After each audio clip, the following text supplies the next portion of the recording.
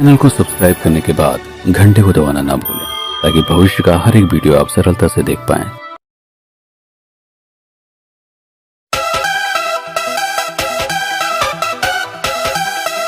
Alka studio.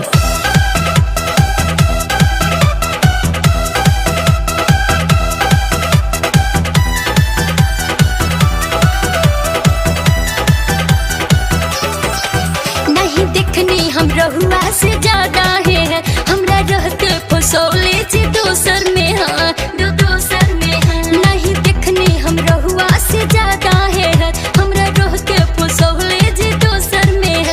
यदि ऐसे ही टाका भिड़ाएंगे जी तब नैहर से हम नहीं आएंगे जी, तब नैहर से हम नहीं आएंगे जी।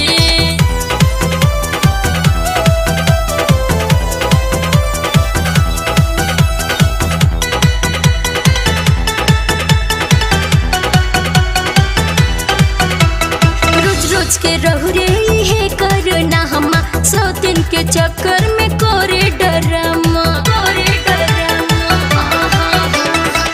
रोज के रहु रे है करना हमा, 100 दिन के चक्कर में करे डरम। ऐसे पे के जो हमें गरियाएंगे जी तब नैहर से हम नहीं आएंगे जी, तब नैहर से हम नहीं आएंगे जी।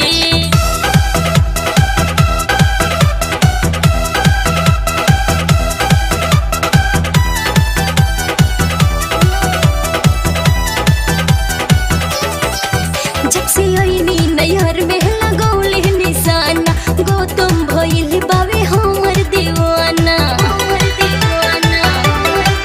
जब से आईनी नैहर में लगौले निशाना, गौतम भइल बावे हमर दीवाना। हम भी यहीं पे मोरत फंसोएंगे जी, रहुआ से कम बनी का जी।